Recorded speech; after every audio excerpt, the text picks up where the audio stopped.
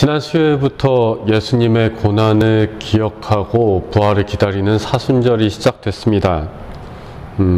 저희가 원래 사순절 기간에는 예수님께서 예루살렘 입성하신 이후에 어떤 일들이 있었는지 그 일주일간의 이야기를 계속 복음서를 통해서 말씀을 나눠왔습니다. 지난 6년 동안 4년에 걸쳐서 4개의 복음서에 대해서 다뤘고 5년째는 교회가 십자가를 어떻게 받아들였는가 그 말씀을 나눴었는데, 작년에는 코로나로 인해서 부활절 예배도 못 드렸기 때문에 그런 특별한 주제를 가지고 했다기보다 그냥 가정에서 묵상하실 수 있는 말씀만 나눴었습니다. 올해는 다시 교회에 모여서 예배는 드립니다만 예전에 했던 이야기를 또 반복하기에는 좀 옳지 않은 것 같아서 예수님께서 무엇을 하셨는가에 대한 이야기보다 이 사순절을 보내고 있는 우리의 마음, 우리 신앙인들의 자세에 대해서 좀 생각해 보려고 합니다. 사순절 첫째 주일에 저희가 함께 나누고자 하는 이야기는 시편 55편의 말씀입니다. 시편 55편은 사실은 조금 어려운 시입니다. 쉽게 이해하기는 어려운 시입니다. 원어 자체도 히브리어만 사용된 것이 아니라 다른 언어들도 많이 사용이 되었고, 그리고 내용도 그리 간단하지만 않습니다. 내용이 좀 혼란스럽게 섞여 있죠.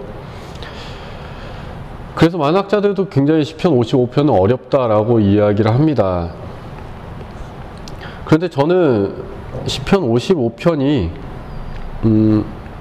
그저 어려운 시가 아니라 여러 가지 시들 아니면 여러 가지 글들이 하나로 묶여 있는 우리 사람의 모습, 인간의 모습, 인간의 삶이 무엇인가를 이야기해 주는 하나의 시라고 생각합니다. 시편 55편은 하나님에 대한 간구로 시작이 되죠. 하나님, 나의 근심을 들어주십시오. 내가 탄식합니다. 시인이 왜 탄식하고 있는가? 3절에서 5절까지의 말씀을 보면 원수들 때문에 또 악인들 때문에 내가 너무나 고통스럽습니다 라고 이야기합니다. 시인이 지금 힘들어하는 이유, 어려워하는 이유는 자기 외부적인 요인 때문이죠. 자기 주변 사람들이 아니라 자기 바깥에 있는 어떤 요인으로 인해서 시인은 힘들어합니다. 고통스러워합니다. 그러면서 4절에 이렇게 말합니다. 사망의 위험이 내게 이르렀습니다. 이 사망이라는 건 실제적인 죽음을 얘기하는 건 아닌 것 같습니다. 왜냐하면 5절을 보면 두려움과 떨림이 내게 이르고 공포가 나를 덮었다라고 말합니다.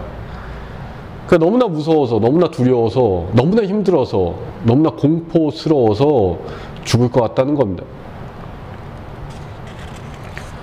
그때 시인은 말합니다. 만약에 나에게 날개가 있었다면 비둘기처럼 날아서 저 광야로 도망갈 텐데. 저희가 일반적으로 광야 하면은 좀 척박한 땅을 생각하기 쉽습니다. 구약 성경에서 보통 그렇게 사용이 됩니다. 근데 구약 성경에는 광야에 대한 또 다른 의미가 있습니다. 그거는 적당히 살아갈 만한 곳이란 뜻입니다. 이 광야라는 게 정확하게 사막을 뜻하는 게 아니라 사막하고 그 이스라엘의 경계선을 광야라고 얘기합니다. 거기에는 적당한 양의 풀이 있고 목초지가 있습니다. 유목민들이 살아가는 지역이었기 때문에 적당한 만큼의 살아갈 수 있는 풀과 나무는 있죠. 시인이 얘기하는 거는 그런 적당한 곳으로 가서 적당한 삶을 누리고 싶다라는 겁니다. 자신이 지금 너무나 힘들기 때문에 외부의 고통으로부터 어려움 당하고 있기 때문에 도망가고 싶다. 그곳이야말로 자신의 피난처고 자신이 폭풍과 광풍을 피할 곳이다 라고 말합니다. 그런데 시인은 깨닫죠. 자신이 여기서 벗어날 수 없다라는 것을, 자신은 이 세상에서, 이 울타리 안에서 벗어날 수 없다라는 걸 깨닫습니다. 그리고 나서 자신의 주변을 둘러보죠. 자신이 살아가고 있는 이곳이 어떤가. 그것을 둘러봤더니 그곳에는 강포와 분쟁이 있고 사람들은 계속해서 거짓말을 합니다.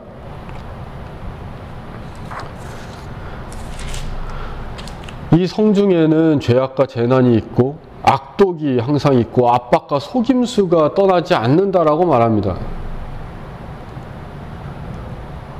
도망갈 수 없음을 깨달아서 내가 지금 살아가는 곳을 보니까 내가 살아가는 곳은 너무나 힘들고 거짓말 투성이고 악함 투성이인 곳이라는 걸 깨닫게 되는 겁니다. 그런데 그런 시인을 더 힘들게 하는 요인이 있습니다. 12절부터 나오는 말씀이죠. 원수인 줄 알았는데, 나를 괴롭게 하는 사람이 내 원수들, 저 바깥에 있는 사람들인 줄 알았는데 알고 봤더니 원수가 아니라 그냥 나를 미워하는 저 바깥에 있는 사람들인 줄 알았는데 나를 힘들게 하는 게 내 친구였고 내 동료였고 내 친구였구나.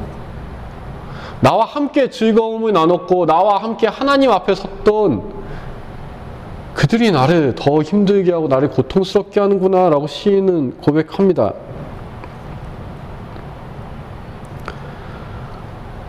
세상으로부터 도망갈 수도 없고 자신의 고통, 외부로부터 받던 그 고통에서 벗어나려고 했지만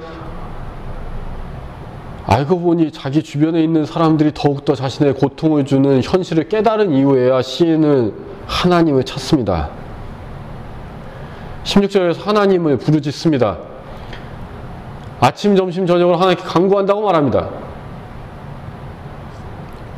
그때 시인은 말합니다. 옛부터 하나님께서는 우리와 함께 하셨고 우리에게 평안을 주시지 않았습니까? 지금도 나를 도우십시오라고 18절, 19절에서 이야기합니다. 정말 고통스러운 순간에 외부의 요인도 아니고 바로 내 옆에 있는 사람들로부터 고통받는 그 순간에 시인은 그제서야 하나님을 떠올리고 하나님께 간구합니다.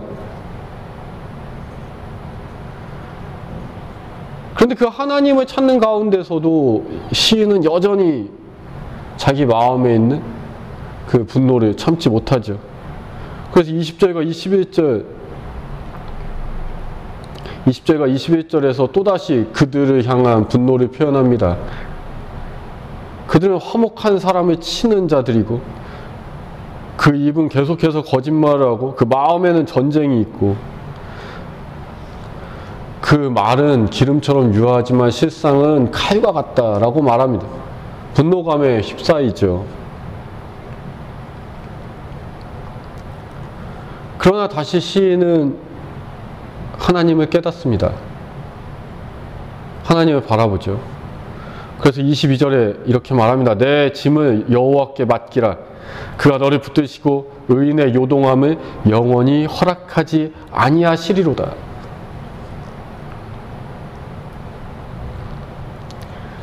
시인은 자신의 짐을 내려놓음으로써 자신이 평안을 얻게 됨을 깨닫게 됩니다. 하나님 안에서 오직 하나님을 의지함으로써 자신의 짐을 내려놓고 자신이 평안하게 살아갈 수 있음을 깨닫게 됩니다. 그래서 22절에 고백을 하죠. 그런데 그 고백은 23절로 또 이어집니다. 23절은 이런 얘기입니다. 나를 괴롭히던 그 사람들 하나님께서 벌 주실 것이다. 그리고 나는 주를 의지하며 살 것이다. 어찌 보면 지극히 당연해 보이는 이야기인 것 같지만 사실은 그렇지 않습니다. 시인은 하나님을 바라보았고 하나님께 자신의 짐을 내려놓고 평안을 얻었는데도 불구하고 여전히 그 마음속에 자신을 괴롭게 하는 사람들, 자신을 힘들게 하는 사람들에 대한 그 복수심과 앙심이 남아있는 겁니다. 그들이 하나님의 벌주심으로 인해서 망하기를 아직까지 바라고 있는 겁니다. 하나님 저들 좀 혼내주세요 하는 마음이 아직까지 남아있는 겁니다. 그렇게 시편 55편은 끝납니다. 하나님 안에서 하나님을 향한 믿음 속에서 마음의 평안을 찾아가는 과정을 시편 55편은 보여주고 있는데 그럼에도 불구하고 끝까지 사람의 마음속에 남아있는 그 감정, 악한 감정, 분노와 복수심, 앙심, 그 안에 내가 승리하고 싶은 마음 그것을 버리지 못한다라는 것을 시편 55편은 적나라하게 그려내고 있습니다.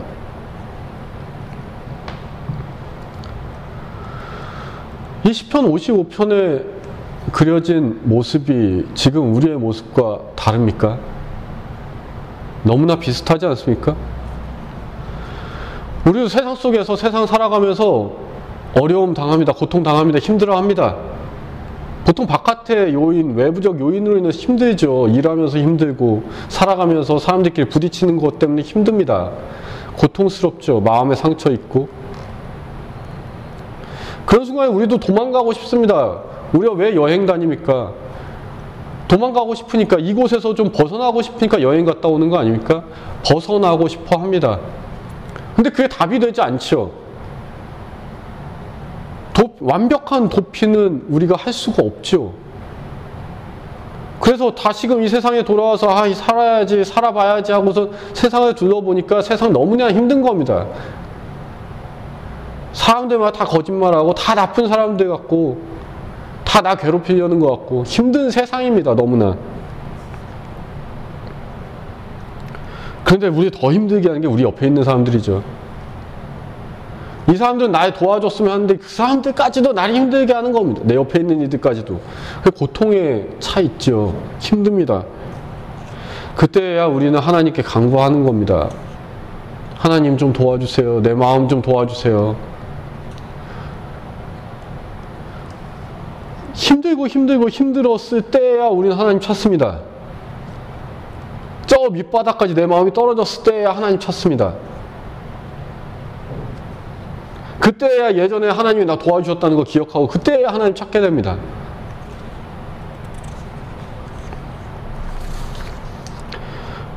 하나님을 찾았음에도 불구하고 우리 여전히 분노에 차 있죠. 밉죠. 세상 사람들이. 나를 괴롭히는 사람 다 밉죠. 싫죠. 힘들죠.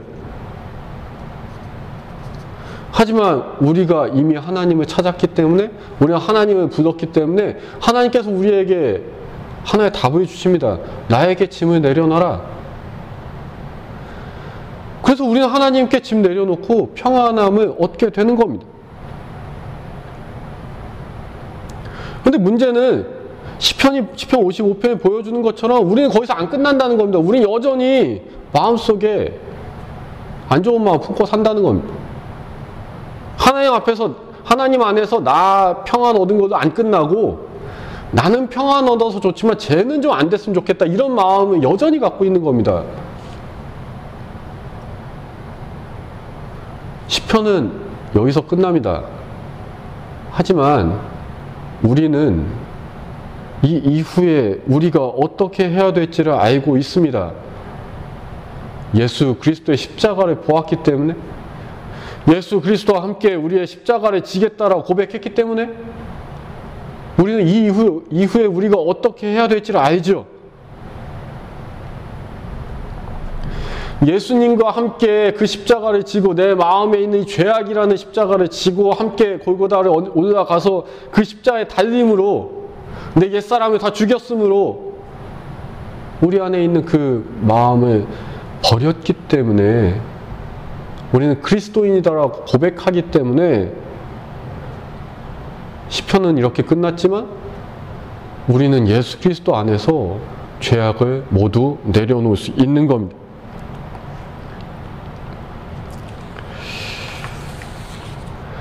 시편 55편은 우리의 인생을 그대로 보여줍니다. 우리도 이런 삶 살아왔습니다. 지금도 살고 있습니다. 그런 순간에 하나님께 간구하는 것이, 하나님 앞에 짐을 내려놓는 것이 우리의 힘든 삶의 해결 책임을 기억하시기 바랍니다.